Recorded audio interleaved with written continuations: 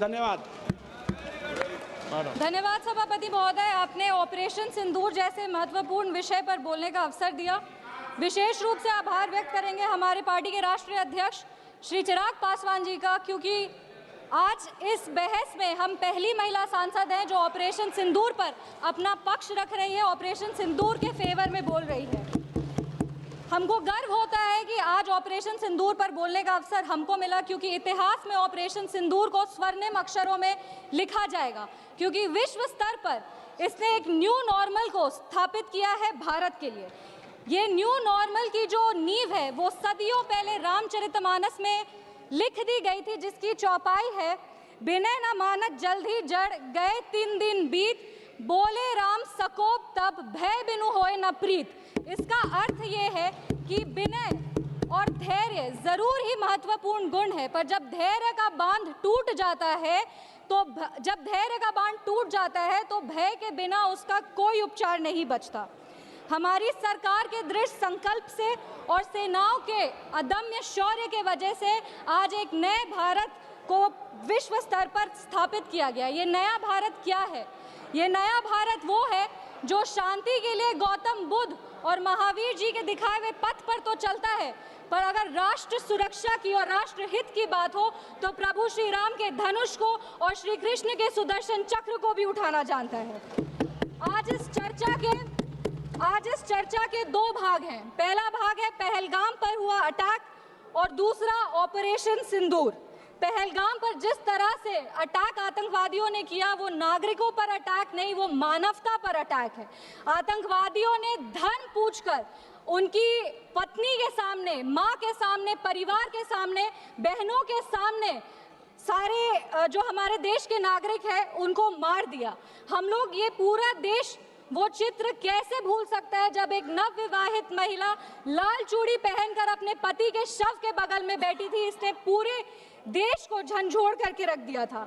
लेकिन दुर्भाग्य की बात यह है कि आज भी हमारे देश में ऐसे लोग हैं जिनको पहलगाम से ज्यादा दुख पैलेस्टीन के लिए होता है, क्योंकि ये उनकी राजनीति को फायदा नहीं देता। लेकिन जहां राजनीति के लिए कई लोग चुप्पी साध लिए, वहां हमारे यशस्वी प्रधानमंत्री ने राष्ट्र धर्म निभाया और उन्होंने महिलाओं के आंसुओं को ही नहीं पोंछा, पर महिलाओं के स्वाभिमान को और सम्मान को पुनर्स्थापित किया।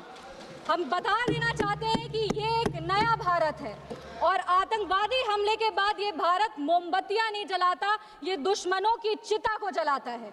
ये शांति चाहता है, पर शांति अपने शर्त पर चाहता है, और अगर अपने शर्त को नहीं पूरा किया जाए तो डिप्लोमेसी से डिस्ट्रक्शन तक का भी रास्ता जानता है।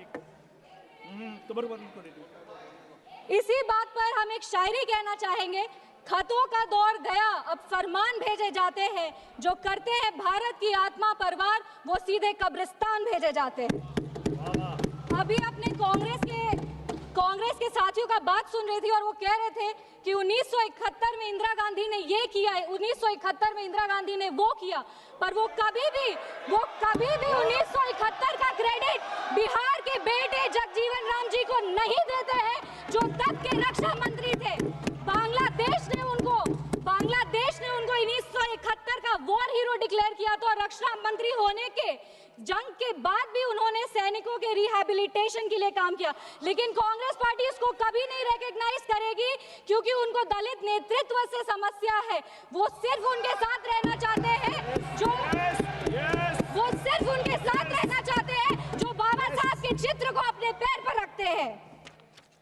अगर हम ऑपरेशन सिंदूर की बात करें तो ये सिर्फ टेरर लॉन्च पैड्स को ध्वस्त नहीं किया, ये पूरी तरीके से पाकिस्तान के हौसले को ध्वस्त कर दिया है। लेकिन एक आश्चर्य की बात है मैम, और आश्चर्य की बात यह है कि हमारे दुश्मन देश में एक युवा नेता है और एक युवा नेता हमारे विपक्ष में है।